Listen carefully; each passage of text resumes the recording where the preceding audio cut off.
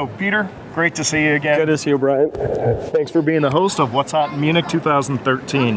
Now, we're standing in front of the gold exhibit right now. Huge gold bullion behind us worth about €500,000. 1 million euro. 1 million euros. Yeah. Fantastic. This gold exhibit, never seen a collection of gold like this before, and we'll probably never see it again. Have you had a chance to go through the exhibit? I have seen it, but it's unbelievable, and I've seen it briefly, so now we're going to have a real look at it. Fantastic. Let's go. We'll see you inside. Okay, Wayne, so please tell us about your fantastic gold specimen. Well, it's quite a story. From its beginning, a good friend of mine, Dick Thompson, was doing some work at Carson Hill in Calaveras County, and he mentioned that there was a really fine gold collection there in Angel's Camp. So we came up with an offer. It was tentative for most of the collection, although there was one piece which is now in the Smithsonian, which is an elongated piece like this that had been on display in Calaveras County at the frog jumping contest. There had been on display, and they call it the they had a crazy name. They had glued little frogs on it. It was really cute. That piece, the family thought they might like to keep that and exhibit it there in the Calaveras County Fair. So, but we ended up making an offer on all the rest of the things. Took us about 3 weeks, or took them about 3 weeks to decide that they were willing to sell it. Okay, so that's how this came. But we also found out that this particular one was mined by the Tracy family, Sam and Stella Tracy, and we know exactly when it was found in 1959 because their daughter, Lila, was still living. And she remembered the specimen, when it was mined and how it formed. He said they had been mining underground for about 5 years, and there was apparently a pine tree on the adjacent property or near the property, and so they felled the pine tree and they started to dig behind it, and this specimen was under the pine tree. And you still have the root there, the root that grows in here, of course, formed millions of years later, but that was from the pine tree that had grown, actually entwined itself. And you have the quartz crystal. Which is very, very rare. You know, you can fantasize beautiful, clear quartz crystals with gold ground into it. It's so rare. I only know of 2 or 3 specimens like that. There's one in Harvard, one at the California Mining and Mineral Museum, but to actually have a quartz crystal where the gold grows inside of it is extremely rare. It really, really is. But this was one of the few specimens that we kept out of the collection. There's a couple of others. The one they call the Rose, it's a twisted, thin a leaf gold specimen that we kept. And but I've always admired this specimen, so we just stuck it off to the side and kept it. This is one of the finest gold specimens ever recovered and saved. Well, it is. When I saw this the first time, I completely faded. I was very young at the time, kid. But I know what I saw. This is so good. So it is. And the interesting thing, this young lady, she was allowed to bring this to school she said, for show and tell. Yeah, she took it to show and tell. That people, you know, during when you're in grade school, people want to know what your parents did, and I guess she said that they were miners, and so this is what they mined. And she took it. That's crazy. And first I said, "Are you sure?" Her name was Lila Yoakum. She's now Lila Yoakum. And she said, "No, my father allowed me to take it to show to the teacher. Maybe they, you know, just allowed to show it and then took it away. I don't know." But one of the finest gold specimens. That's amazing. Very, very rare. Yeah, Went to the kids' school. It's one of my favorites, if not the favorites. You know, I have a large collection. Oh, I know. Several pieces, but this one always seems to delight people. Oh, it's amazing. It's so unusual. The one on the right there is pretty unusual too, because it's got wire golds that hold these leaves. At the base of it, the wires are connected to the quartz, and then these leaves are sort of connected up on top. Wires from California are extremely rare. The reason I included it, it's not my second best gold, but I included it because Equit had done it. He had so admired it, he wanted to do a drawing of it. So those were the 2 that were on his one page of his book, and so I included those here for the display. Thank you so much, Wayne. Thank you. Thank you very very good. much. Thank you very much. Sure, Thanks anytime.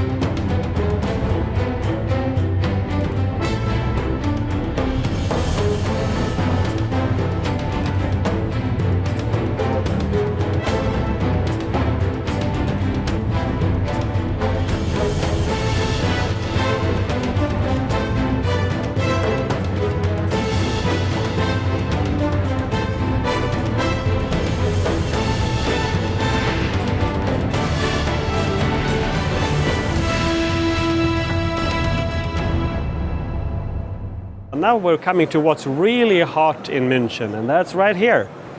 Buenos días. Buenos días. Salut. Bonjour, bonjour. Bonjour. Ça va bien? Oui, ça va. So here we have two European curators who are both now in the USA and LA County and Harvard University museums, and they have some of the best golds in the world. So let's have a look at your gold. So that's our display case here. So that's the Natural History Museum of LA County, and we brought a nice variety of things. The specimen I'm the most proud of is definitely this Brazilian gold here. It's probably the best, I would say it's the best Brazilian gold crystal that we have on display. Unfortunately, I was not able to get a mirror, but the back is just as good as the front. So actually, some people say that it's better than the front. Yeah. So that's my little proudness here. Love the wire over there, which come from Colorado. Obviously, Raquel has a bigger one. But still, you know, it's like one of the bigger one. That's even better. Come on. There were only 3 of those. So, like in Munich, we had like two of them on display here. So that's kind of cool to have them reunited for the first time in a long time. We've been asked to bring a purposite with us, which is a gold mineral. Also a very nice tree, very nicely crystallized here from California. And the rest is mostly gold nuggets. You say that you do have a lot of gold, and here is a lot of gold, but still, in comparison to what was mined in California, it's not even 1% that was saved. Nothing. It's nothing. Really nothing. But still, a gold specimen is like at the museum is just huge. It's to see. We have some gold that is unknown, but we have a really big selection. Yes. Really big. Probably one of the best display of gold open to the public. Thank you very much. So let's go and see some more pieces. We brought 2 cases, which is like 16 specimens, but I have to say gold is the #1 mineral that we collect in the museum. So we have 1,600 specimens of gold. Within those, probably between 300 and 400 are this type of quality. So we are well known for our gold collection. So what we brought here has been published numerous times in many articles, magazines. It has also been brought away. I think it's the first time some of them they come to Europe, but they have been many times on exhibits, also launched to the Houston Museum. So we have many Californian golds. And you also have another Colorado piece that we want to have a look at. And I have to say that because that's called the horn, the ram's horn from Grabhorn Mine in Colorado. That one is. What do you think? When I saw this the first time, I had seen many golds and I couldn't believe it. It was, for me, I forgot about all the crystalline gold in the world when I saw this. This is the one gold. You know, I love those. Those are fantastic. But this one, you know, wire gold is so rare. And I don't know really the geological conditions for forming the wires exactly, which is very, very interesting. And this, I think this is #1 specimen in the world for many of the people who collected 30, 40, 50, 60 years, some of the gentlemen here, you know. This is maybe the #1 piece of any mineral specimen. Yeah. So is this one on display then? No. It's not on display. We are working in creating enough security. Yes. So it's special. Yes. Special occasion. Yes, But it's been published, and here people do have a chance to see it. Thank you so much for your time and for bringing those beautiful treasures over.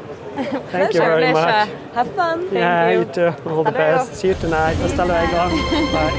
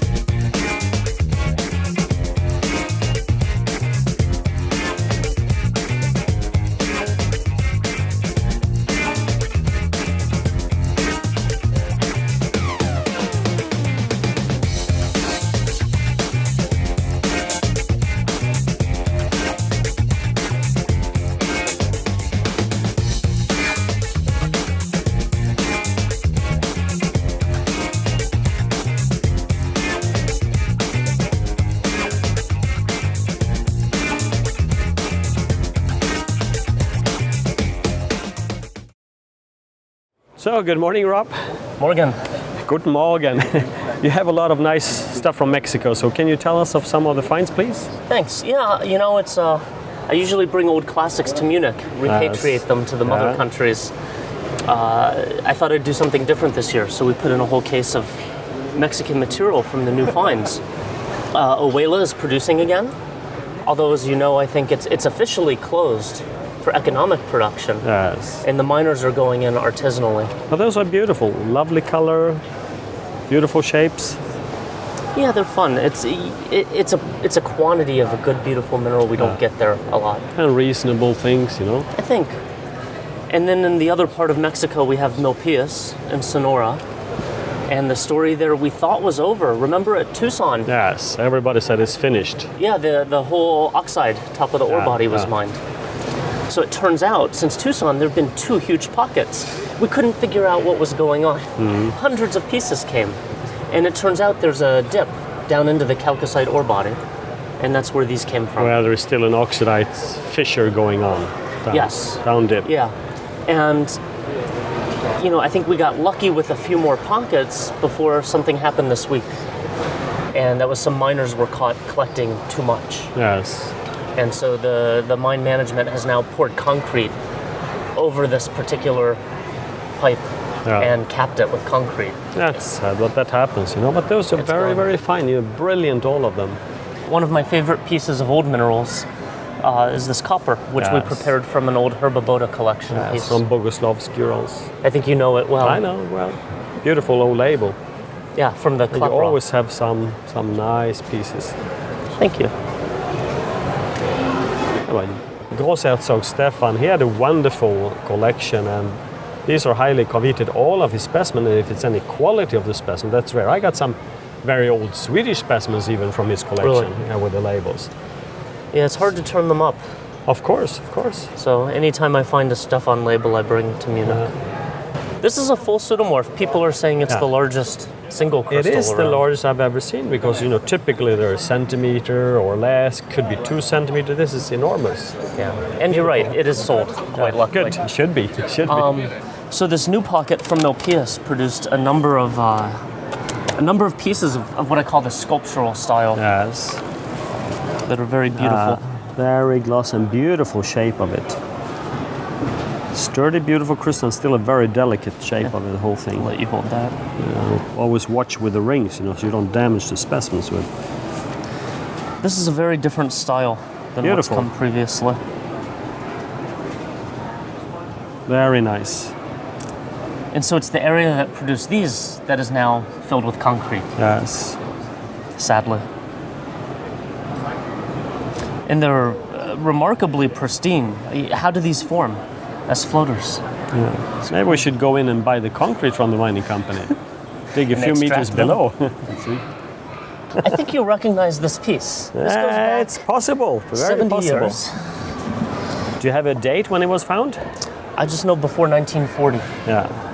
This is the famous I know helix. this piece. Exactly. With a spiral. Yes. From the Herman Bank collection. Yes. Has a beautiful, beautiful spiral in it. Down here you can see all the fluid gas inclusions spiraling up, and then it's turning direction. So I have a picture from the 1940s that Peter Bancroft took of Herman Bank holding this as a young man.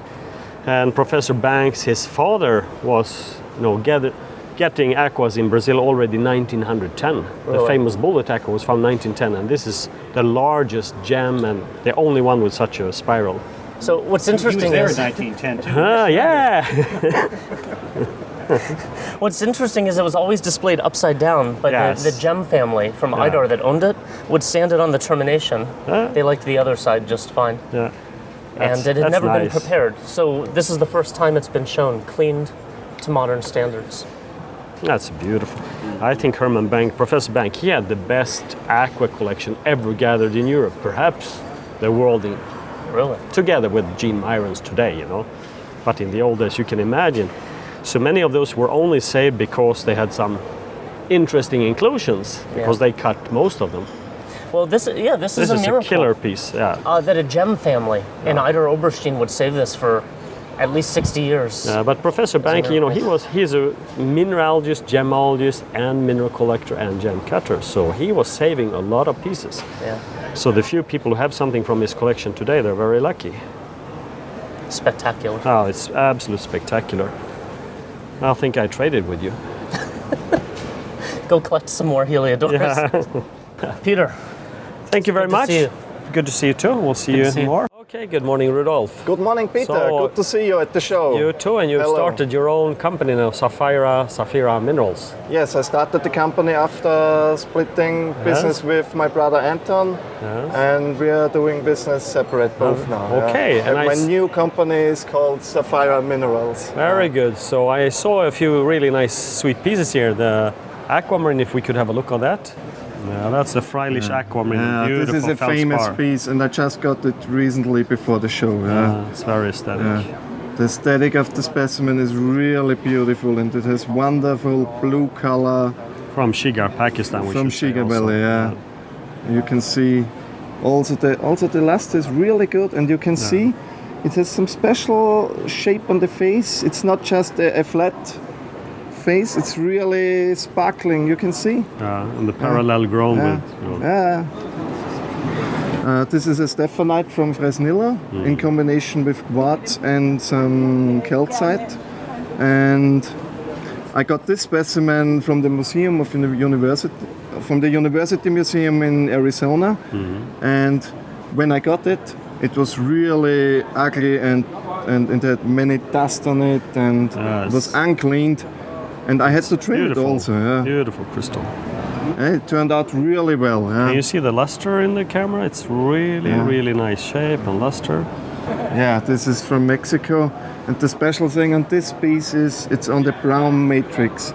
Most of the specimens just don't have the matrix. There are many groups, bigger groups, but the contrast between the brown and the purple is really good on that specimen. It's very beautiful, and it's a bit separated. The groups, the typical group here on the matrix, and some space in between, not too crowded. Singly isolated crystals, Very not nice. all grown together. This makes that specimen really special. This is a beautiful combination specimen of apatite on aquamarine. Yes. And you see it's really sparkling and. So this is a fluoroapatite from Shuma Bakur in Pakistan. The interesting with this deposit, people see a lot of these aquamarines, they could see 100 pieces, not this combination. But then when you think about it, it's at 4,600 meters height elevation. The temperature there is minus 20 in July, August, in the morning, September. So they can mine during 3 months. In 2013, there were 7,500 miners working the tunnels there. And they can only start working 3 in the afternoon and work to 2, 3 in the morning.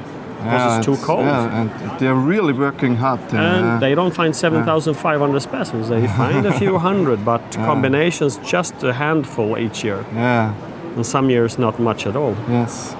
So I have one more specimen to show. And that's also some of your trimming job, I assume? I did a trimming job on this as well. As everybody can see, it's obviously an Enchwaning rhodochrosite on the manganese matrix from South Africa. It's a beautiful specimen. And those are well-sized, beautiful crystals. I can show you also with some light. You see it glows really red. And actually it has 3 front sides. So one side is this, then a second side is this, and you have a third side that way. Very good. And this was all full of crystals here, but many was broken, and so I decided to trim these off. And in the end, the manganese matrix came out, and so you have the contrast also what you didn't have before.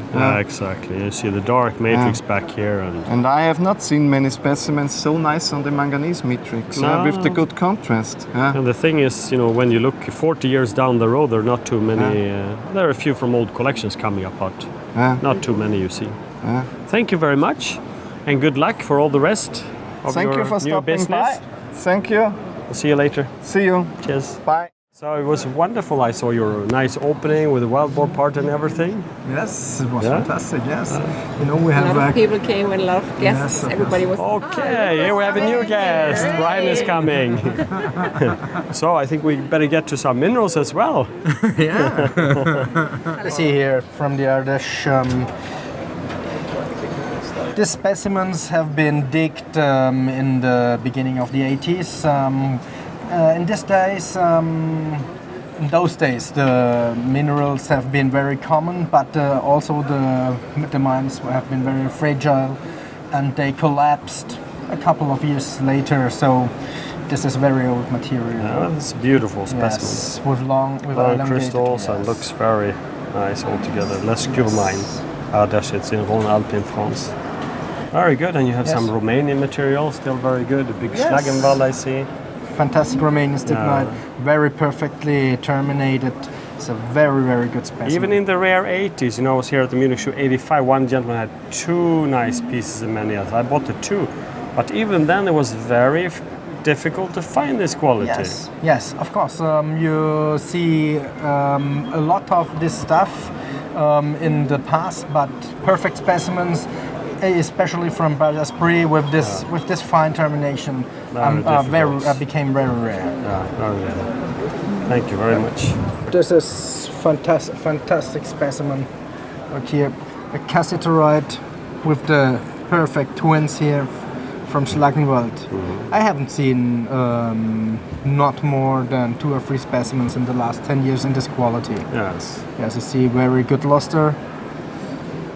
And the rich specimen. Yes. Good very on good. matrix. Yes. This are 2 calcite crystals. You can hold it. Yes. 2 calcite crystals connected with silver wires from St. Andreasberg. It's not nice little Kongsberg. miniature now. Yes, this is fantastic. Very nice. Thank you very much. You see here this gorgeous specimen with native arsenic fingers, unetched, and we only etched out the preparation, made very fine to etch out only the dyschrosites on the backside. So you see the native condition of the arsenic and the needles, the secular crystals of the dyschrosite. It's a very good and rich specimen. Yeah, very nice, very nice. You look here. Beautiful. Good size and very red. Yes. So red silver ore. Yes.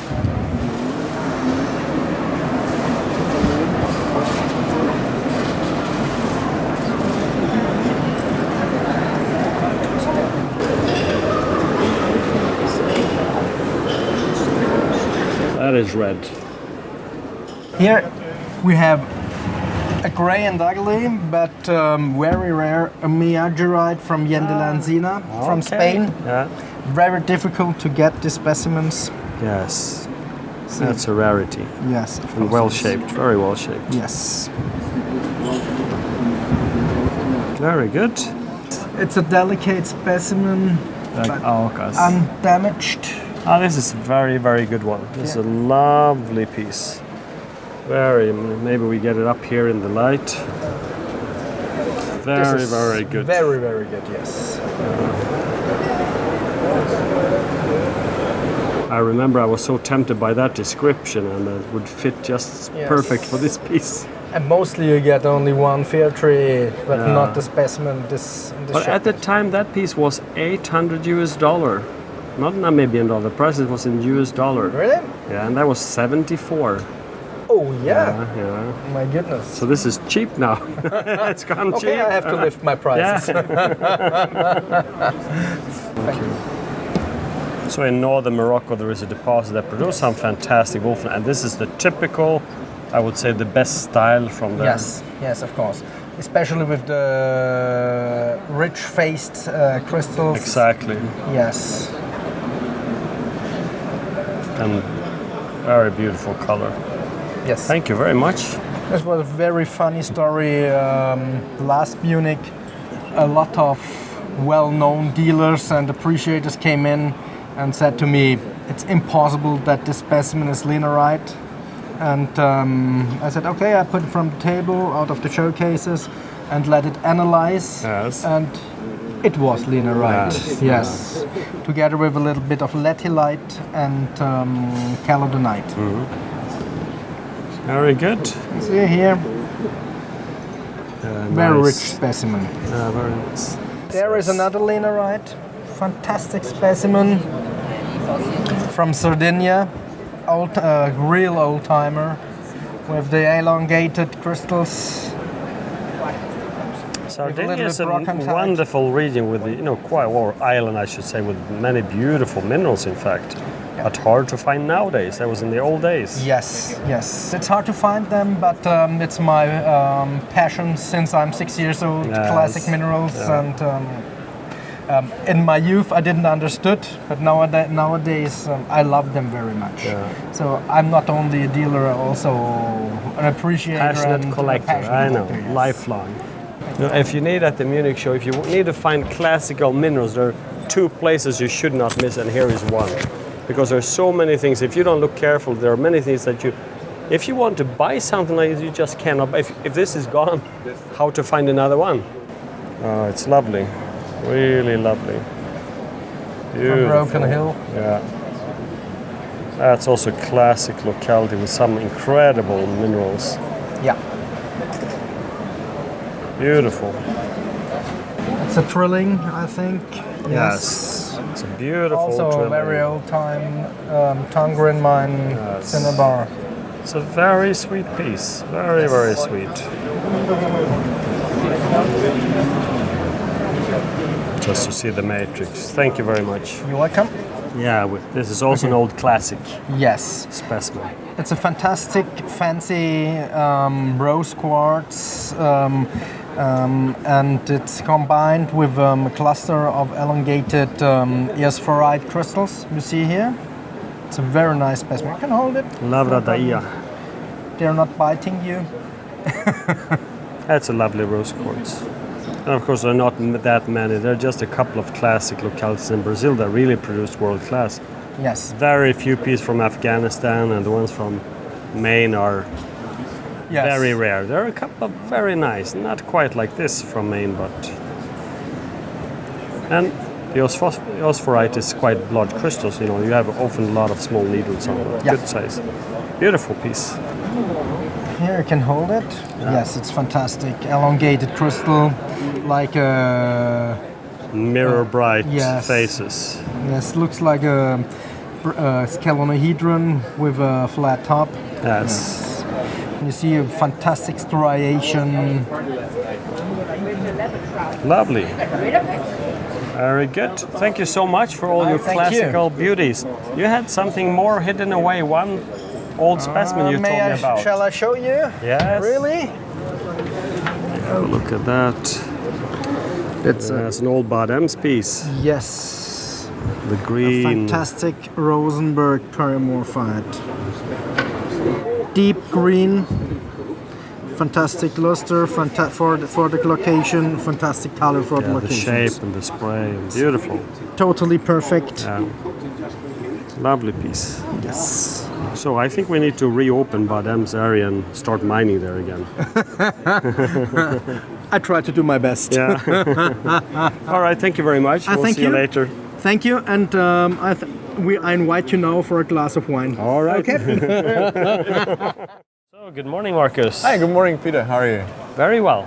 So, I know you got a couple of old interesting things and something new as well. Yeah, a few. I'll show you a few. Yeah. That's one of the new things. It's a double terminated tourmaline from Pabroc, Afghanistan. Nice color. Yeah, very nice luster, nice shape. Typical, a little bit divergent. Elbite. Spray. And double terminate down here. Yeah, the small ones too. Yeah.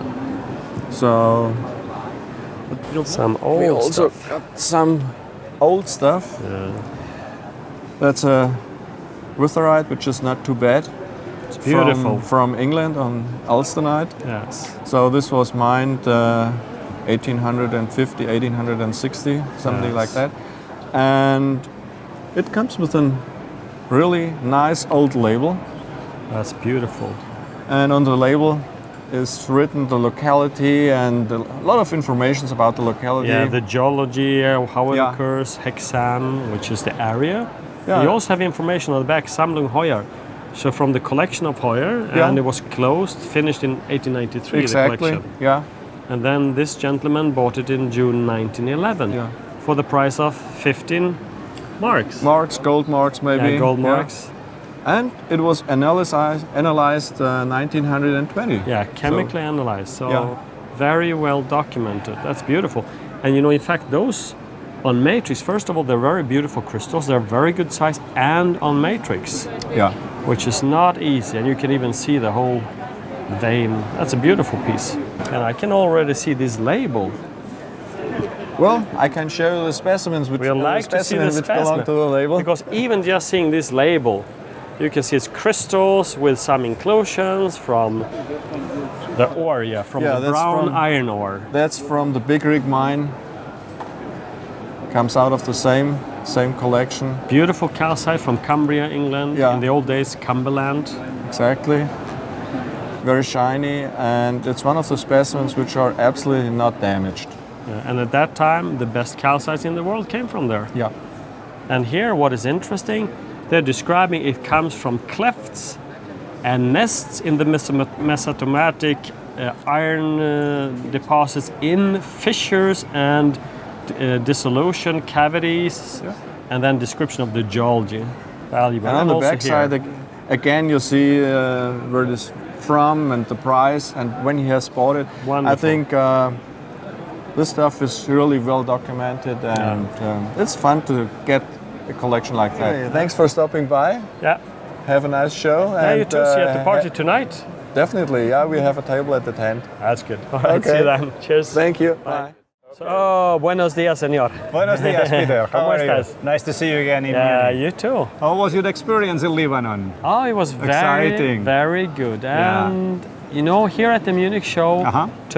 to find one piece that would fit in the museum is not so easy, you know. Not easy at all. Not easy, and you have to go and see the collection. The interesting thing is go. everybody are asking about the. Yeah. They're asking where to go and see. Is Yes. it, can we access? Can we go and Yes. see the museum? Yeah, yes. Is there any hotel nearby? Yes. And Yeah, I so know. people are I was excited. invited, but unfortunately, Munich Show was so close that I need understand. to prepare everything. I have a large booth, and I had no chances. But Yes. of course, I will do it. So you have some new things, some new I have finds. some I new heard. finds. Yes, please follow me. They are all on the table.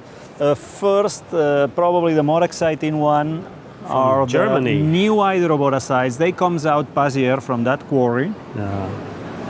Get that like that. But the quality from the find in November 2012 is even better and higher than the former ones. Looks Yes. the quality, the gemminess, the beautiful one. the perfection. Very So- lustrous. So it's not only very good from Germany, but also for any other Anywhere. hydroborosites. Yeah, Even Iranian ones are good, as you Yes, know, yes. but not so large and probably not so gemmy. Those are beautiful, really genuine. I'm very happy with.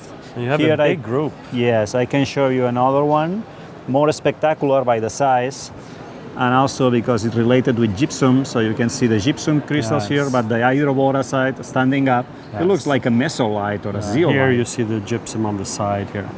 That's beautiful. Yeah, hyper quality for the species. And you know, now we're talking about a new find November a year ago. Yes, in November a year ago. Yes. In the past Munich show, they was offered for first time. It was one of the success of the show. Yes. But the quality of the new find in November after Munich show, it's in my opinion a little bit higher than the first Yes. ones. Yeah. So we are very happy with this material. The first find and the second one, both. Very good. Very nice material. That is an example of the fabulous carolites mined, as everybody knows, in 2002 in Yes. Congo. This is not the real best, but it's a good example of the fantastic quality of something that you remember the Belgium collectors I know. having the small crystals in his collection. I have the best piece from his collection, Monsieur Pondeville. Exactly. I got all his best miniatures, and that was the best carolite in the world. It was like this. It's Yeah. still very, very good, but Yeah. not the size. you know.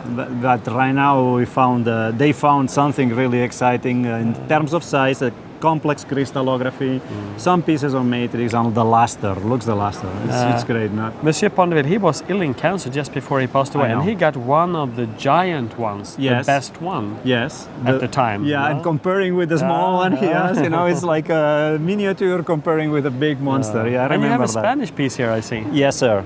This is a very fine fluorite from a new quarry in Spain, and that is in private property. It's not really a quarry. It's someone following a former phylon of fluorite, and he's making holes in his own property to find fluorides. That's wonderful. The quality is super. Yeah, the name of the quarry is Llamas. Yes. The locality close is Duyos. And it is not an operating area, it's just someone digging in his own property and finding fluorides. So imagine, Peter, if you have that in your home, and in the weekends you make a hole and you find that. That's beautiful. It's not exciting? Very nice. I would love to have this property myself, as you can imagine. Trade his house and property. He don't want. And then we have this crazy new deposit that only started a few years ago producing. Yes, producing a lot of unbelievable species like the Elbites, like the Lollingites here, related with octahedral fluorides, the Gemi, the combo, everything is good. So this is Lollingite with a fluorite, and the deposit is Huanggang. It's an iron mine deposit.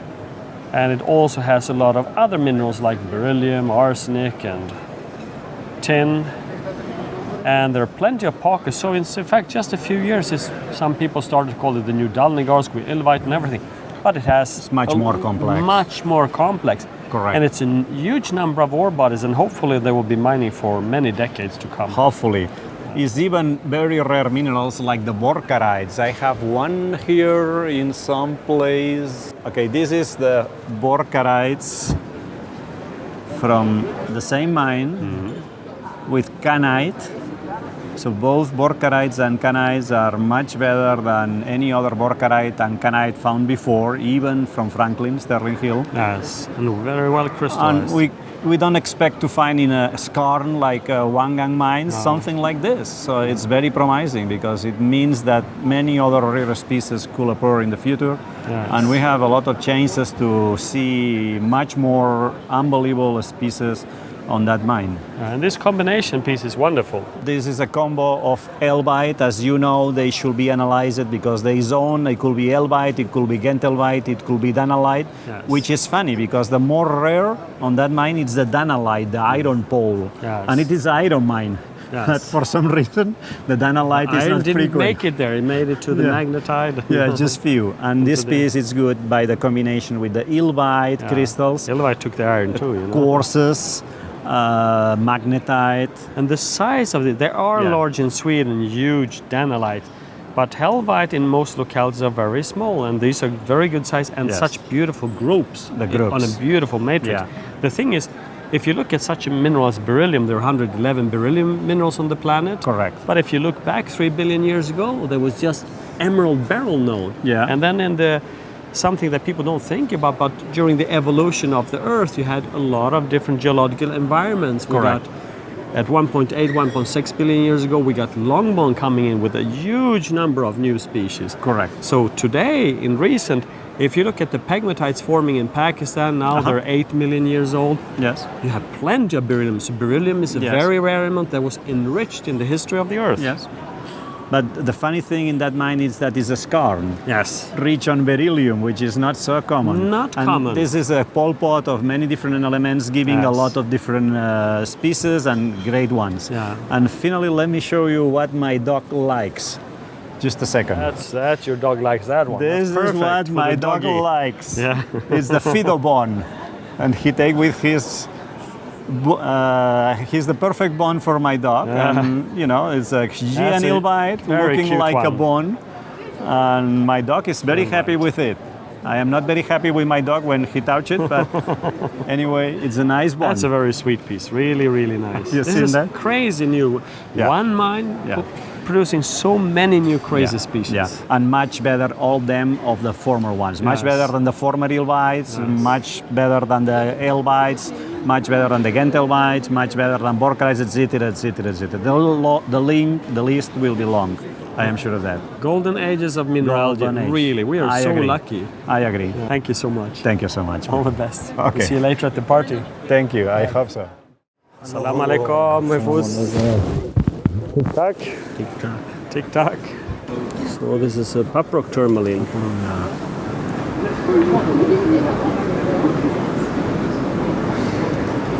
So nice with double crystals. So this was found a couple of years ago. 2009. There's all the secret pieces at the show, you know.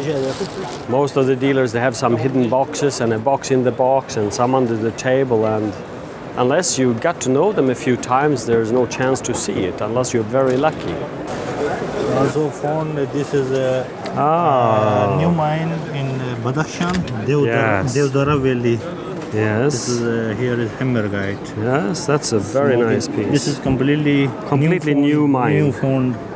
This is like Hammergite. Yes, on top on the termination. This is new completely area. New area. Yes. With Clevelandite, quartz, tourmaline, Hamburgite. Yeah. This we have Lepidolite under. That's a lovely piece. Yeah.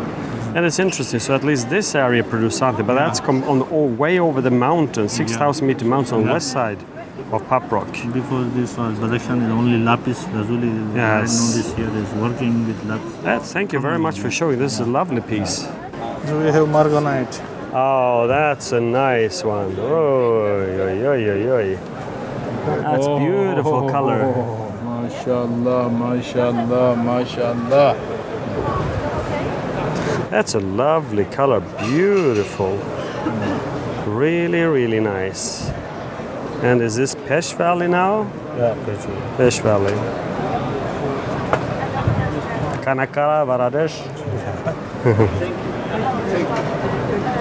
That's lovely, beautiful. The color is it's really nice, very sweet. Thank you very much. Thank Marbani. you. Thank you also. Thank you very much. I'll see you later. Thank you. So, good morning, Marcus. Peter, how are you? I'm Good to okay. see you. Good to see you too. So, show us some. I saw the Huanggang piece, and you have many other nice pieces. Yeah, we got a bunch of new finds actually from China here. The barrel. Yes. The Vivanites from Bolivia are new. If you want to have a look at this first, that's pretty funny. Oh yeah, this one. It's a hematite from Brazil. And Malte just did a funny picture. It looks like Darth Vader. Yeah. That's a cool one.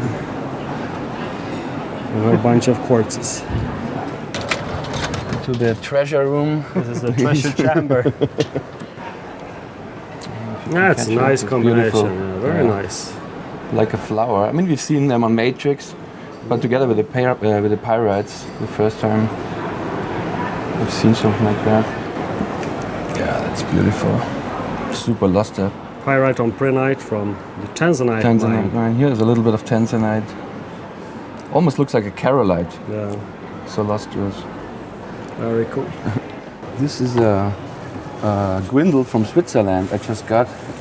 It was just found this summer. Yeah, that's a killer. Beautiful. You see it with the background.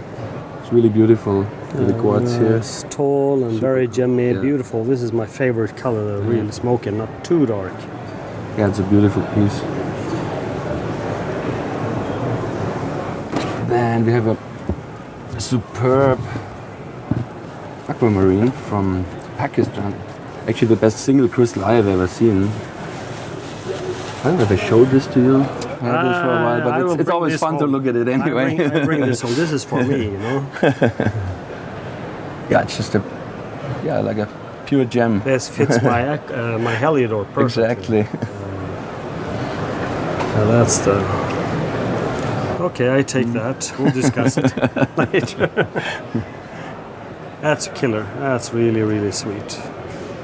Just beautiful. 15 centimeter, 14 and a half, 14.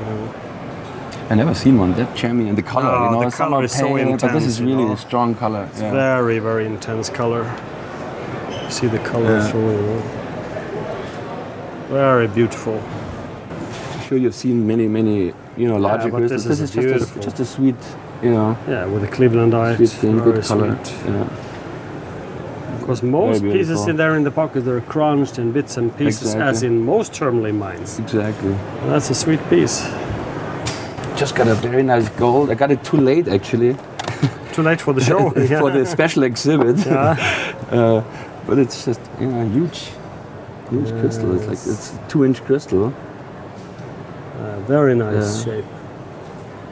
And the locality? That's from Venezuela. Yeah.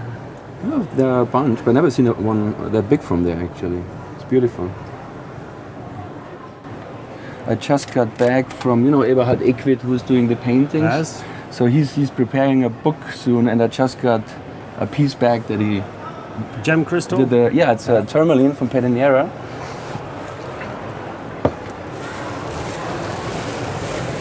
Yeah, this is a nice one. It's really, really aesthetic. This is very sweet piece. This is a real Pedernera.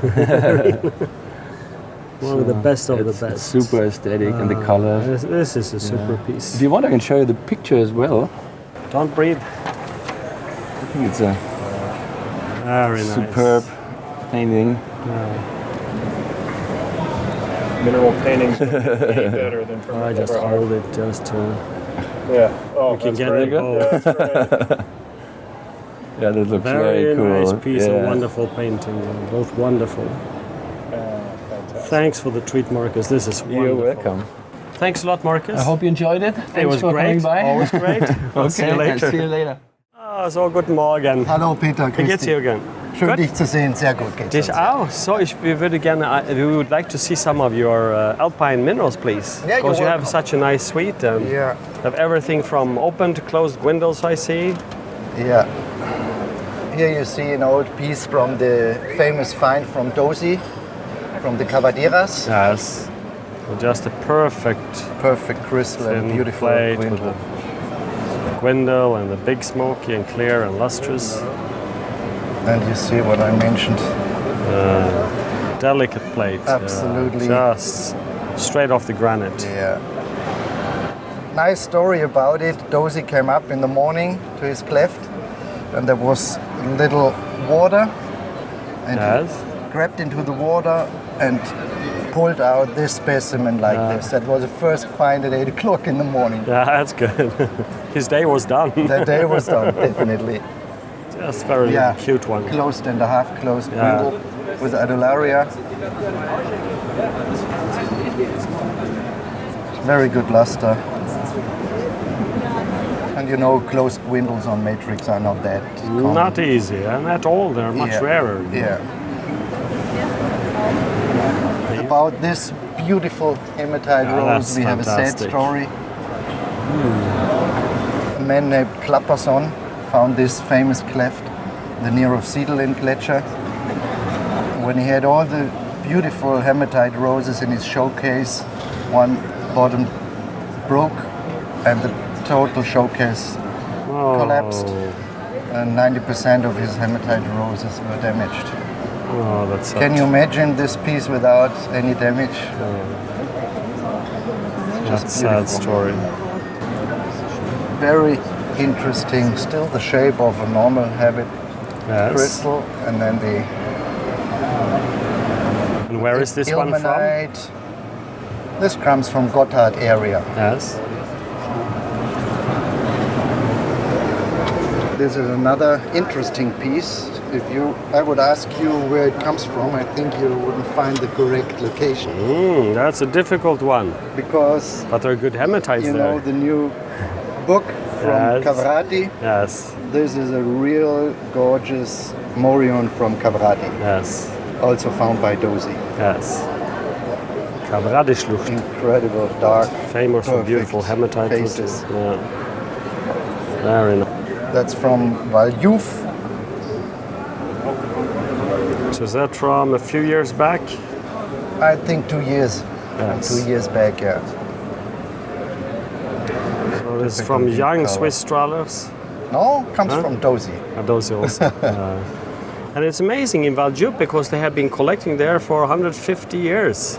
And they're still managing to find some. For newcomers, it's very difficult to find just a small quartz. Of course. But Dozy knows how to work it. But it's a small valley, and they have really been collecting so much, and many people every year. Yeah. And still they manage to find great things. Well, thank you very much for your introduction to the Alpine minerals. You're welcome. All right, we'll see you later. All the best. See you later. Bye-bye. Bye-bye. Hi, Will. How are you doing? I'm doing good. How are you? Good. And you have some goodies with you? Oh, yes. We brought some things from America. This is actually from Europe. Cavrati, Switzerland. Okay. So we thought it would find a good home here. We saw a couple of earlier here, but this is a very sweet one. We just saw that one gentleman has been digging. That's a killer one. Small, cute, very lustrous hematite with quartz. No damage, and with the quartz is really, really nice. Lovely. Here we have a fantastic piece from Africa. What's nice are the tips are just totally perfect, no damage. Because very often they do have cleavages. Yeah, cleavages, and that's a sweet little schwann in rhodochrosite. The deep red color, I love the color. This is for me, this style is, except for your dad's one, you know, but this style is the best of the best. Here's a Kongsberg silver. Very thick wire on the bottom there. Yeah, cute. Very nice piece. I love the color. Little pink. Heavy at the top if you put it this way. Yeah, it's really thick there. Yeah, nice. Beautiful color, really nice. Some calcite at the bottom. That's a sweet piece. A Bornonite from England. That's a good, very nice group. Beautiful cogwheel. Several major crystals and a little bit of beautiful matrix. Very sweet. And it hasn't been properly cleaned with modern technology. I can bring up the luster a little bit. So no worries. It'll be a little better. Everyone will see what it is still, you know, even like this. Beautiful. You see many of them, but... it's very good crystal, you know. Hematite with some root here, but this is very, very sharp and brilliant, which is very unusual. Very unusual. Good eye. Thank you. Oh, we know that. What I like is that there's no damage. You know, a lot of the times the rutiles are smashed or... Absolutely. You know, and so this one's just really nice. Very nice. It's a very it's a very old piece from 1909 from the Lizard Khan collection, which is a very famous collection. And you can see it was 84 marks. In 1909. 1909. You must bring it to Kristalle. Yeah, we'll see the information after. Oh, that's a sweetie. That's a sweetie. The old American Bisbee. That's a good one. Never been cleaned and just perfect. No damage really. It's a beautiful vug. Very, very nice. And you have some detail. I will pull it out under you some detailed information about this piece, which really adds to the... I mean, it's a beautiful piece, but even with this... Yeah, so it's in fact the description of the geology first and exactly where it is from the Copper Queen Mine, Bisbee. And this is nice because it has a lot of information. We'll see you again. Yes, yeah, take care. Next year. Cheers. Thank you. So, hi Anton, how are you doing? Hello Peter, I'm fine, thank you. Yeah. Welcome you here in the And now you are Anton Watzel Minerals. Yes, I'm Anton Watzel Minerals. Very good. Yeah. So you have this great new find. It's a new find, but in fact the first part of this pocket was hit already in June a year and a half ago, 2012. And this is... Yes, but it continues going on very nicely. As you see, you have wonderful crocoites, and they get bigger and redder as the pocket continues. Yeah, and this is from the Adelaide mine in Dundas, Tasmania. So now they've been mining for 8-10 meters in the same pocket zone. It's narrowing down, so we don't know if there will be more pieces. But one thing that is important is really some people, when they see here, oh my God, there are 100 pieces. But that's the time when you should get your piece, because in 2 years they might Yes, not be absolutely, many I pieces. agree. You never know. The pocket is almost done now, and you never know what comes next. So, Those are very delicate, beautiful crystals, and still it looks like the matrix is fairly solid and good. yes, absolutely. The matrix is quite solid, as are the crystals, and there is a very nice second generation. And you see, we can present these here at Munich Show. But it's quite significant. Yeah. Also for transportation, it has been quite easy with these plastic boxes made.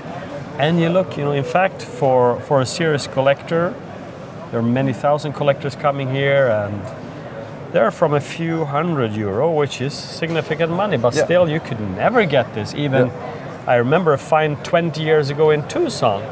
You couldn't get that. You couldn't get at all. For that kind of money at the time. Yeah, you see, these are fabulous pieces, but I have one special piece to show you. All right, I'd love to see that.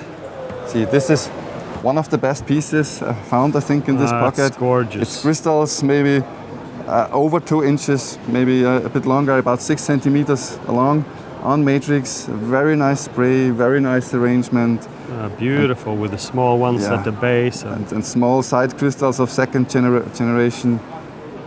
And the luster is just fabulous. Beautiful. The luster beautiful. and the color is as good as you can look for. And there are no hollows here. They're all solid. Or there are some hollows as well, but they're very. They're a little hollow, but all terminated. Exactly. Beautiful. Yeah. Isn't that great? Yeah, I won't even touch it. This is for you to hold.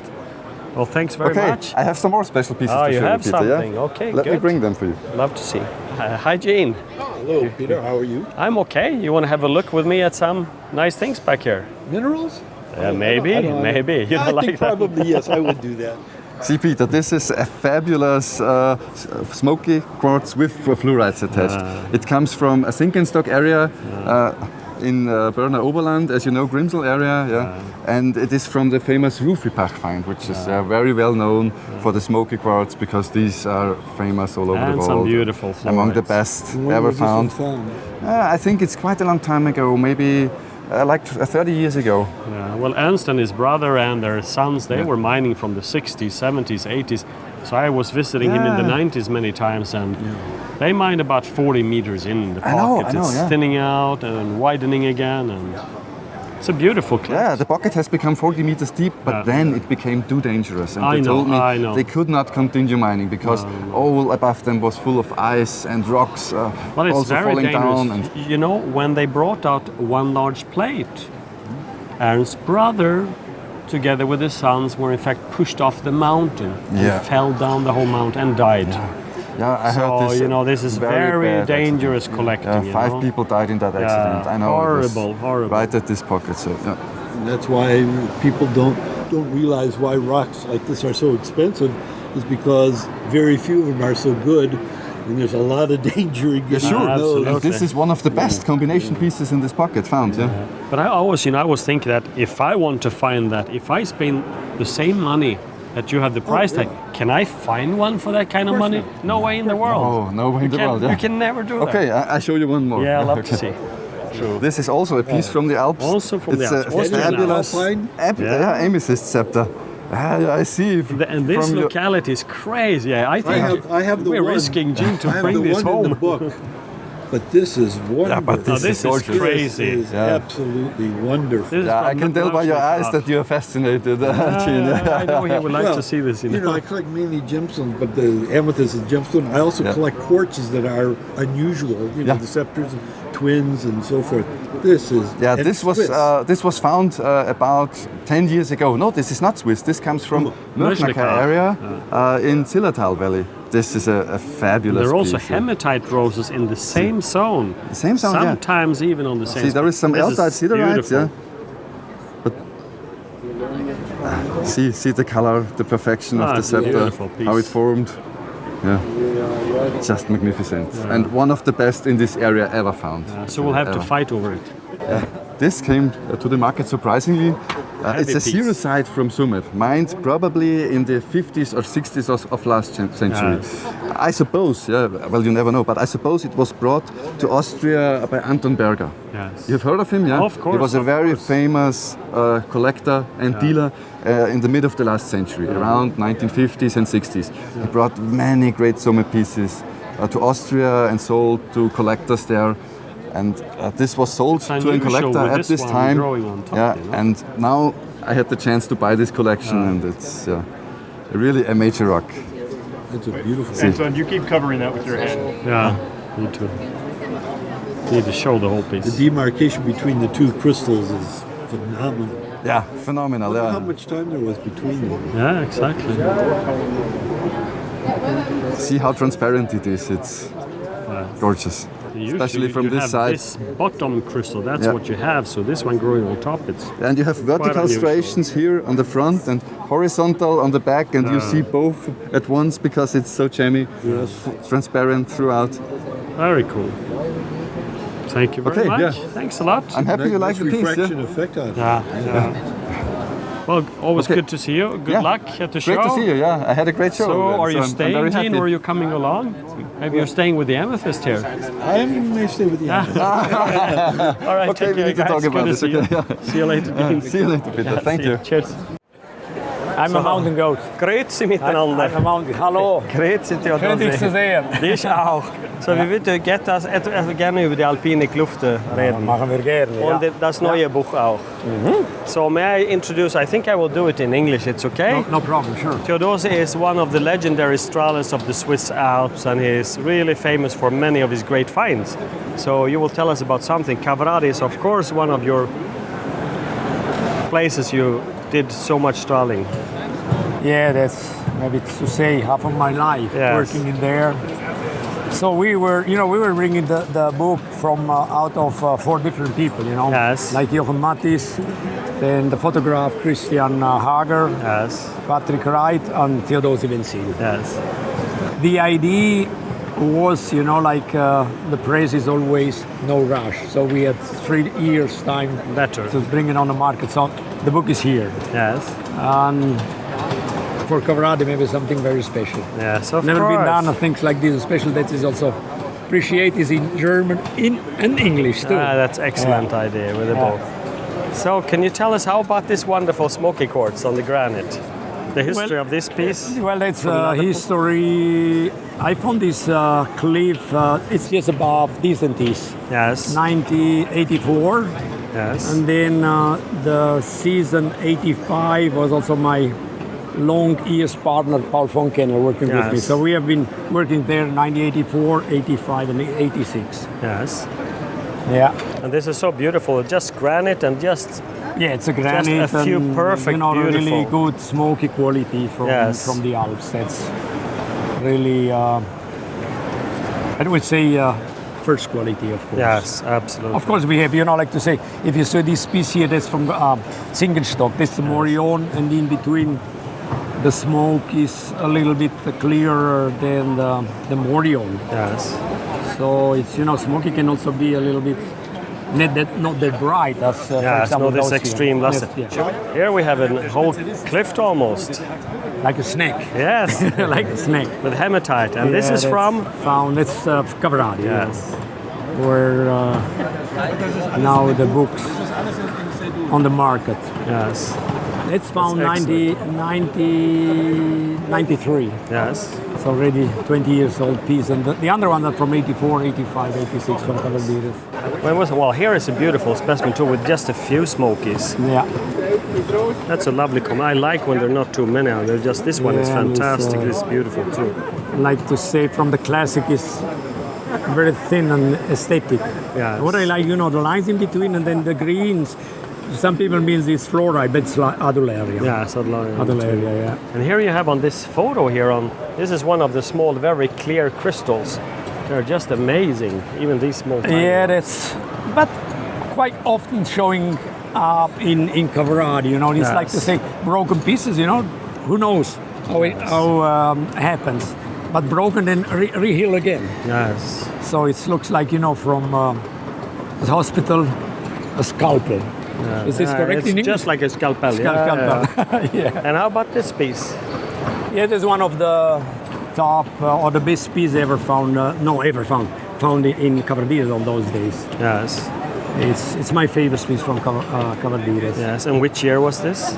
Above Dizentis. Yes. And this was the same as the other piece, or not? Yeah, Yes. they are 1, 2, 3 pieces from the So same were these locality. in the ceiling or at the bottom, or what was the cleft horizontal? Or? No, the ceiling. Not the ceiling. bottom, Yeah. So this is also from Cavardine. We saw a big I would say, you know, before. what's very interesting to tell about it, you know, the smokies.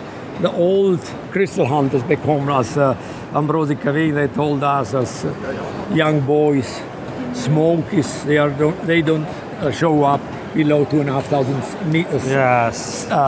Meter sea level, you know. And this is in Cavardine 1,700 sea level. So it's one of the best pieces ever, now at history, ever found in Cavardine, a smoky. Yes. You see also around here, let's see, the hematites. Typically, hematite, from Cavardine, huh? Yeah.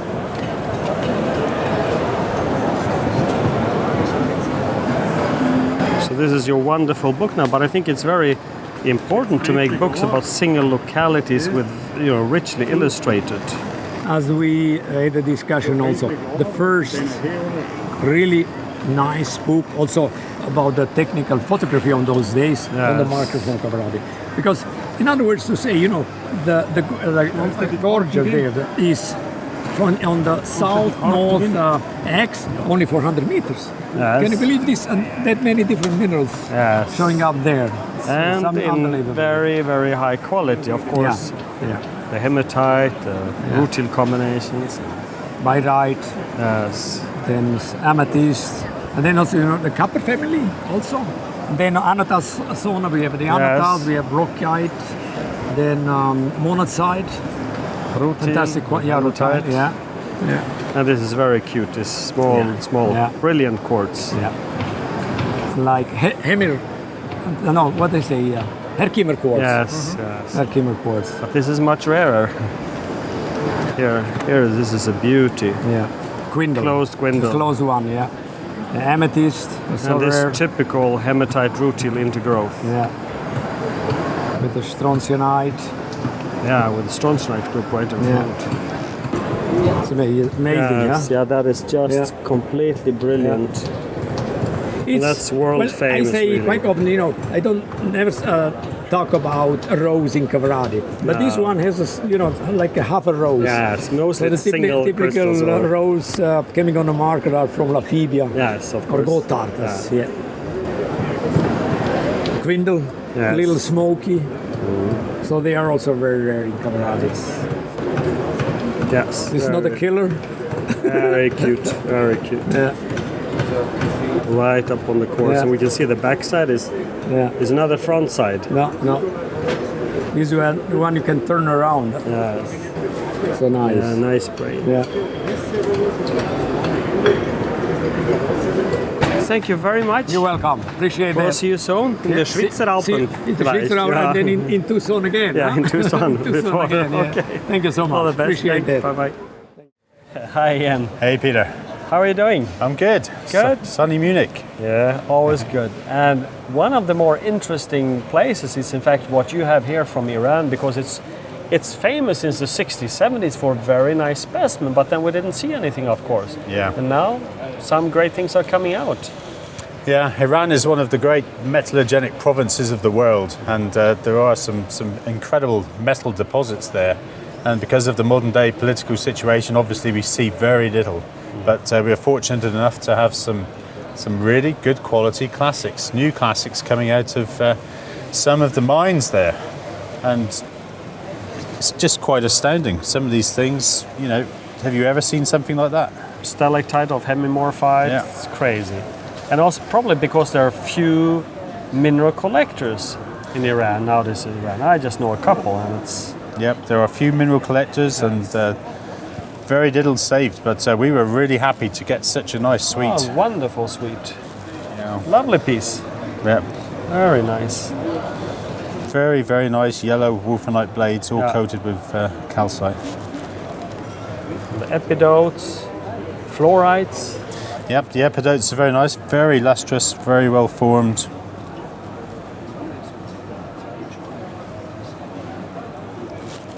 And the fluorites as well. Some of the fluorites are fantastic. You got these beautiful cubes with the white barite, just beautiful. Very good. That's very exciting. So most of them came out fairly recently. Over the last few years, yeah. Yes. Yeah. And this is kind of nice. It's only amethyst, but look Thunder at that Bay, for colour. Yeah. The colour's magnificent. You can get it in the light a bit more here. Not too often you see the Thunder Bay pieces in Europe either, you know? No, not the good quality ones. Mostly brown. This is a bit of fun. This is a nice keepsake from the old lead mines and fluorite mines of Weardale in England. And these guys, the Weardale Lead Mining Company, were responsible for very many of the fine English fluorites that we see on the market today and in museums.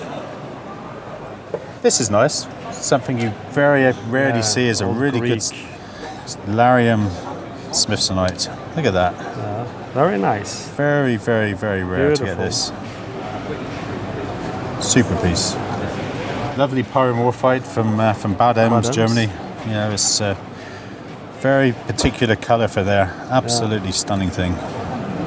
So, being English, I love Will Gorland, and this is a super thing. It's always sweet. Great Lorocanite, but it's nice because it's got the little Clinoclase balls in here as well, which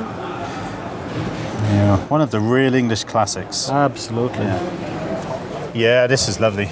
This was from the Michael Harris collection. It's one of the nicest barites we've had for years. Just look at this. Beautiful, delicate, but still just a beautiful lovely thing. spray. On the calcite matrix, that's a dream English barite. Look at that. I saw even one of my old cobaltites here, and here's a Norwegian ruby, which is very hard to come by. Yeah, you can tell me more about these than I can tell you. Well, they found them in 1960, most of the good ones, and I would say today anything over this size is very hard. I think I was there maybe 20 years ago and I found one just almost as big as this and perfect, but this is very hard to come by. If you want to go out and buy one, this is the one probably, you know? Yeah. It's, in all our years of dealing, it's the finest one we've had. Oh, It's absolutely. Just a beautiful thing. It's lovely, lovely piece. And then you have one from the old find in the early 70s of the anatase, the small anatase. Yes. Grisving in Matskor here. Long clear. This is a very, very nice specimen. Again, you can tell me more about this than I can tell you, being a Scandinavian classic yourself. It was the interesting thing. This deposit, it's quite a big cave, and at the bottom there were anatase, nothing at the top, and most of them were in fact on one side of the quartzes, you can see. So whatever solutions were coming, they deposited from one side, which makes it quite interesting. And the first people who found them, they knocked off the anatase. Really? Yeah, they thought they were dirty, so they really beat off all the anatase. And there were big quartz crystals to this size. Wow. Very, very clear. Yeah. But this is the typical for the anatase. This is a very good piece for the location. Super, isn't it? Yeah, super, absolutely. More barite, beautiful. And this one, this is fantastic. This is Irish something specimen. we never see. You know, this is the Mogul mine at Silver Mines in Ireland is one of the.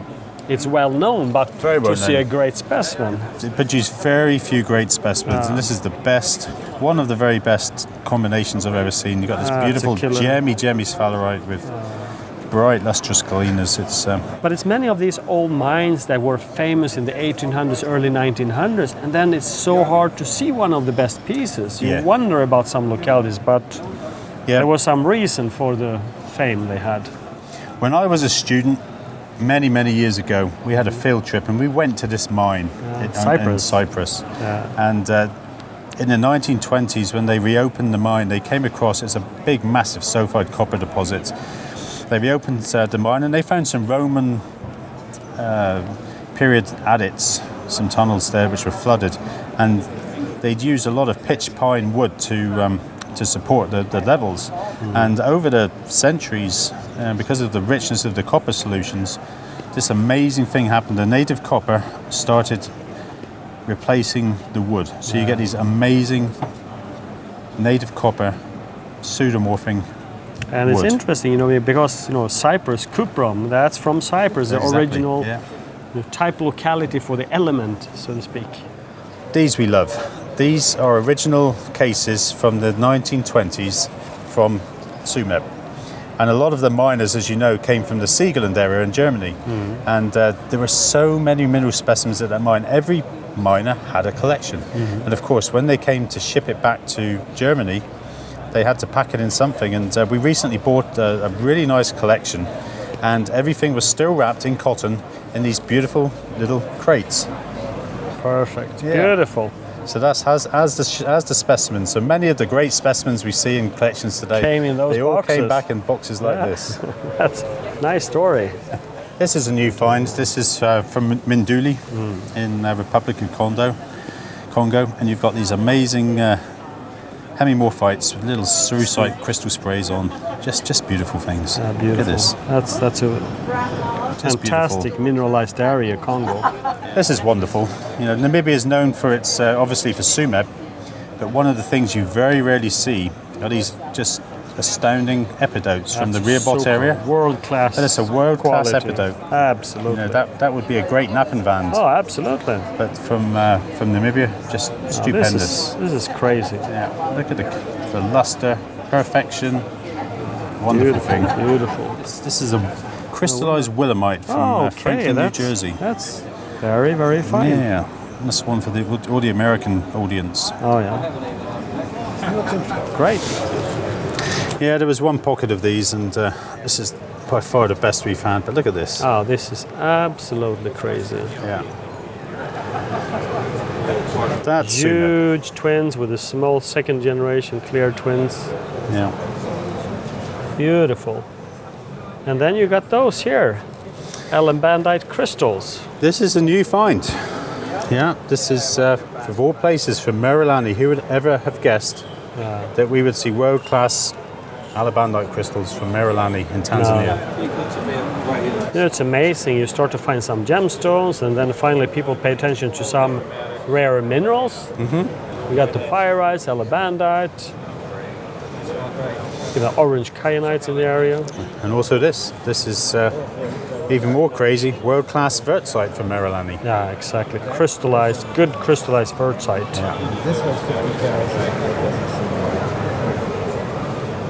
That's crazy crystal wurtzite.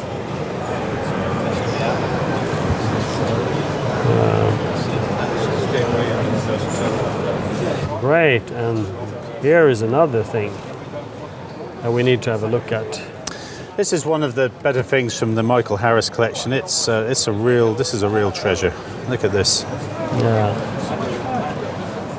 He bought That's it in the 70s. no question where it's from. Look at the colour. Look at the colour. And it's a complete floater all the way around. That's a floater from the Jonas find. Yeah. Beautiful.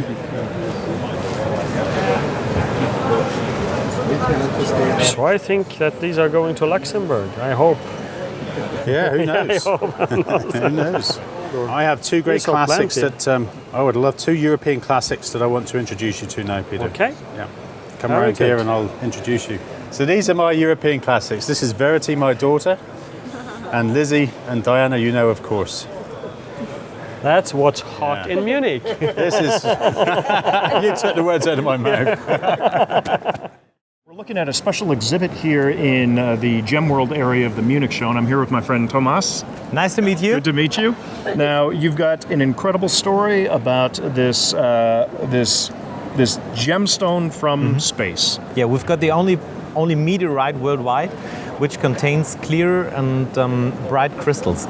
So all the other meteorites that are found containing these crystals, normally they're broken, they're damaged like rice, you can't cut them. It's basically, it's peridot, but it's not peridot that's created here on Earth. No. It's created in outer space. Made in comes heaven. down, made in heaven and brought to Earth. And you have a special name for it. And tell me a little bit about the origin behind the name. So we created the name because the story is so fantastic. It has nothing to do with normal peridots on Earth.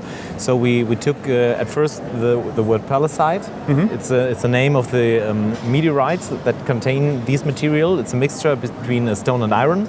The second word is olivine, the other name for peridot. Right. And we make a mixture of it. Pallavine. And how rare is this? So there are 3 types of meteorites. Okay. The first is just stone. The second one is just iron. Okay. And the palladides are very rare. Just 1.5% of all meteorites found on Earth are palladides, a mixture between stone and iron. So they, at least all palladides, are very rare. Interesting. So it's just one thing that big, 500 kilograms, and there are the crystals in it. And when it's finished, it's finished. It's the oldest gemstone on Earth. It's 4.5 billion years old.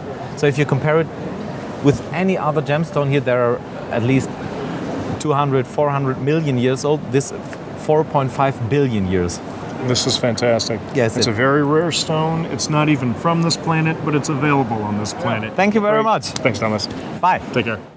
Hey, I'm hanging out here with my buddy William. And William, what town are we in?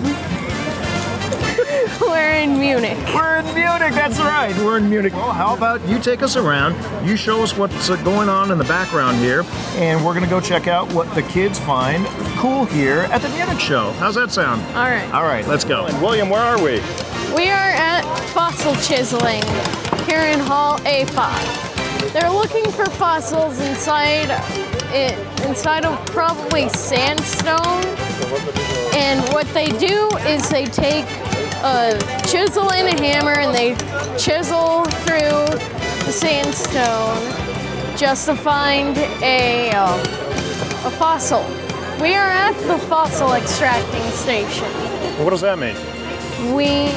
It means that here we take pieces of sandstone and dig away layers and layers of sandstone to try and find teeth and bones, just like paleontologists would try to do. Wow, that looks pretty cool. Looks like everyone's having a great time. Why don't we go check out some other places around here? That sounds good. Well, you got a shovel on your shoulder. What are you going to dig a hole to China? No, I'm going to dig for fossils and minerals. Really? Where, in that sand pit behind you? Yes. Show me how it's done. Okay. Take the shovel, dig into the sand, put it in this little,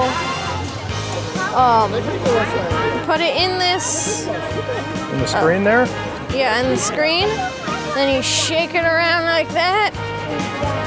Yeah, I actually found something. William, what are you doing now? You're playing in the water. No, I'm actually panning for gold. Come on, you're panning for gold here at the trade show. Yep. What you do is you take a pan like this and you put it in the water and try to dig up some sand, just like this. And you sift through the sand. Well, yeah, you sift through the sand and you have to try to find a little piece of gold. Well, that looks pretty cool, William. We saw a lot of great things here today. What do you think? I think it's pretty good. It's kid tested and guaranteed cool. Right on. Thanks, buddy. We're here at the FossilWorld exhibit at the 2013 Munich Show, and I'm here with my friend Oliver. Oliver, good to see you. Good to see you. We're right here in front of a Megalosaurus jawbone and tooth, and you guys did it again. This is an outstanding exhibit of fossils. Absolutely incredible. This, as I understand it, is the first specimen found that created the term dinosaur. Is that right? Well, it's the first dinosaur described. So that is actually, this jaw has first been described in 1824, and that is long before the term dinosaur actually existed.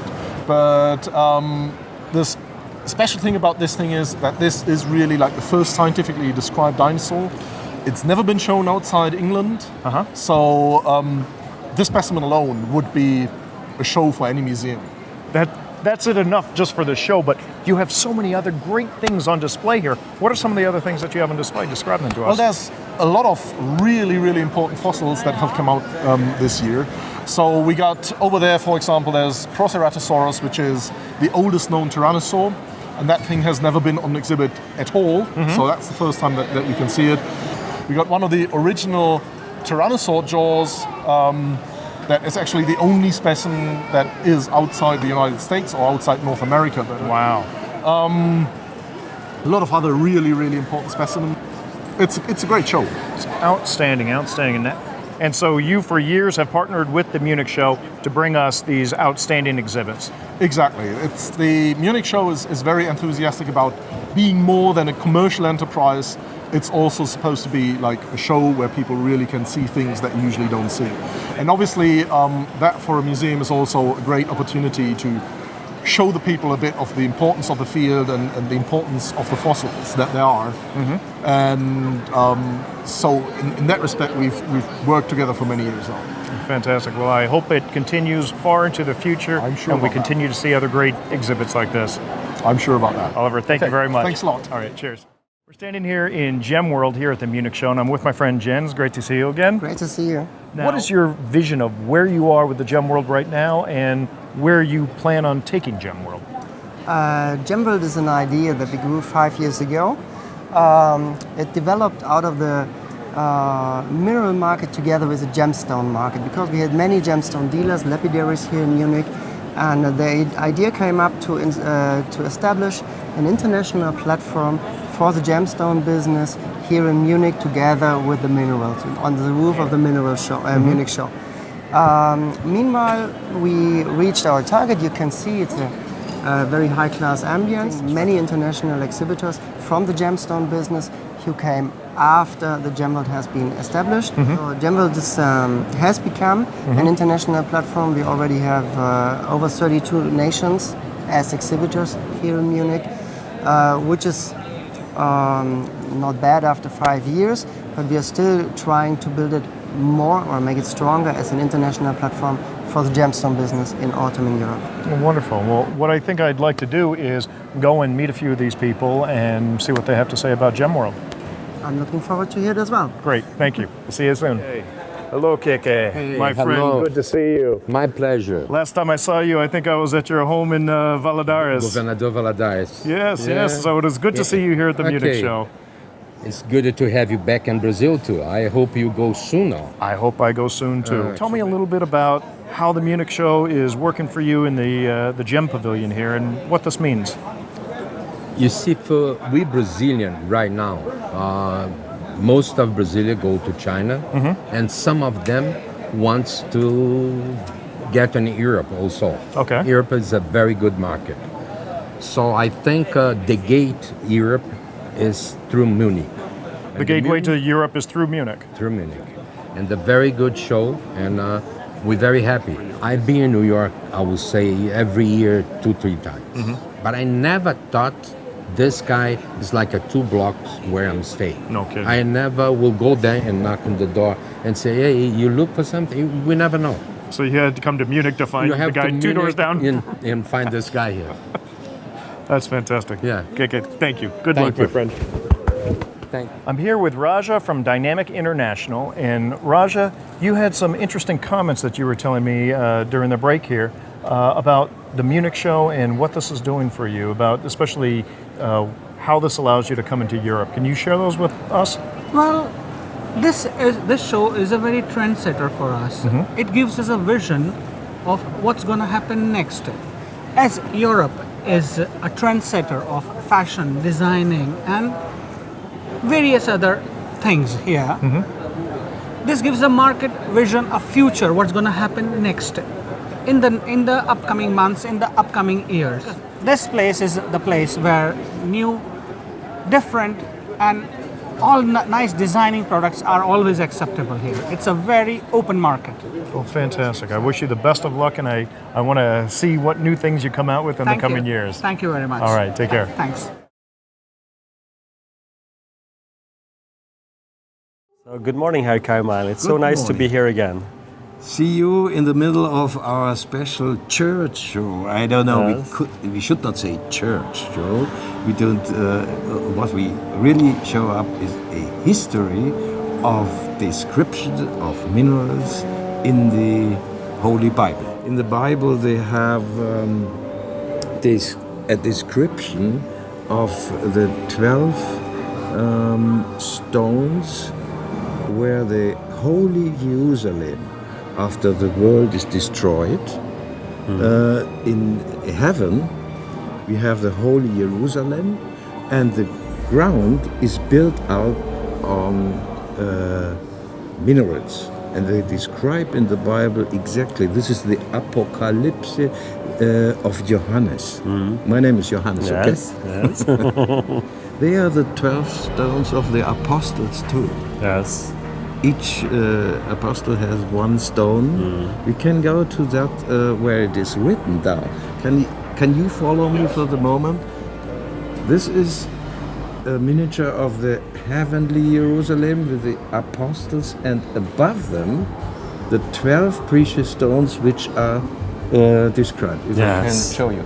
This is Holy Jerusalem is a square with big, where the apostles stay around, and in the background always they have the mineral.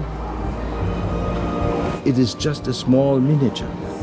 Going through the history, the whole exhibit shows up the history in the use of precious stones or minerals in the history of the church. Yes. There is one very nice object, a sard onyx, and it says Gregory Cross with rock crystals plate inside. This one is here in the showcase. Yes. This object. This is the origin. This is the original from about 600 after Christ. Yes. And this is fantastic to see that.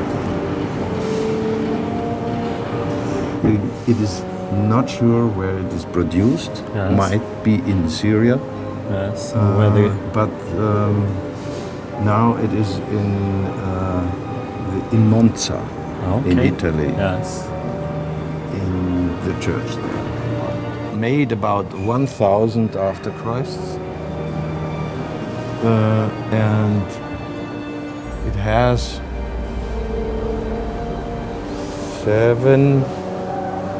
170 stones, and from these stones are 147 original ones. The other are fakes, glass or something there, like that. Over the centuries, they need some originals for some crowns or whatever. Yes. We see what the church is doing now. Yes. This is original what they used during all the masses and so on. This is the same where the hostia is inside, and this is a normal material which they use every day. That's wonderful. Very nice. Yeah, wonderful. Okay. This is from St. Benno in the Dome of Munich. Thank you so much, Kaima. It's always a pleasure to be here. Yeah, come on. I hope to be here many more years. Hope to see you sometimes more here. Yeah, many more years. And I think if we are lucky, we can do it a little bit more in my age. I mean.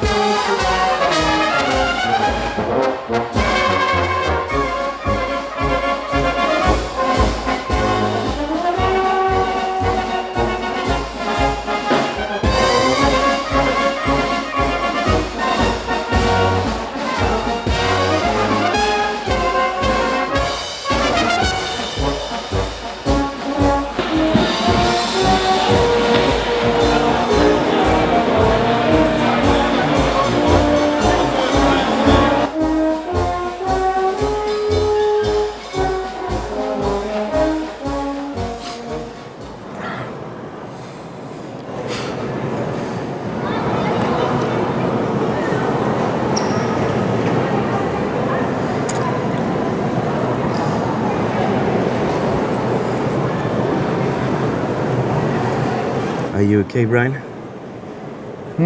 Are you okay? Am I okay? Are you okay? What a hell of a show. I think you have some new white hairs. Sure. No, I lost them. You lost the white hairs. You have a few new patches of no hair. Right. So what do you think? 50 years. Crazy. I mean, 50 years of Mineral Show. You know that from Tucson, you know that from all these people, but from family business, what my father did, what he raised, incredible. And what we had now for this year. You gotta wonder, did he ever envision the 50-year being like this? I cannot tell you, Bryan. I mean, I was there as a little kid. I actually ran around hall 16 at the old fair company there. Okay, yeah. And I was actually, you know, licking the stamps on the mails and sending them out. This was my first work for the Munich Show, and I was 3 or something. Stamp licker. I can remember that. So, but it's hard to, you know, remember the last 30 years, and even 40 or 50 years is incredible. So I'm very proud of my dad that he founded this so many years ago, and I could go on with this job. I'm sure he's very proud of you for what you've did, especially this year. It was a hell of a show. Yeah, hell. It was a hell of a show, that's true. It's a hell for me. Your hell. This year, I can tell you, Bryan, it was a hell. I think the show is still 30 minutes from now on, and then it's over. 30 more minutes. Yeah. And it's the end of the 50th It's the end of year. the 50s, so now I'm feeling much better. Now And you're ready for 51. I can tell you, when this clock shows 6, I'm ready for 51. And what's going to be 51, or is that a secret? You cannot top gold. I mean, I remember our Brazilian beauties. It was the first year when you came and had the What's Hot in Munich. That's right. And I was asked by so many collectors, so many dealers, how can you beat this? Well, it always depends on the theme. Yeah. And Because European classics, that was a pretty major So one. can you really compare themes like this gold this year with tourmalines, with the Brazilian beauties, with those aquamarines, or with the idea behind the European classics, with the Kongsberg silvers? And probably it's also not necessary to beat every year. We have to breathe somehow, and probably the collectors tell me, okay, the 51 or 52 won't beat the last 3 years. Right. But I can tell you something, Bryan.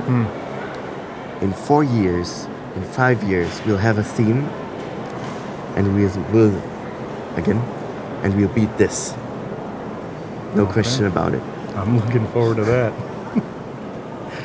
Maybe by then you'll be bald. Right. Right.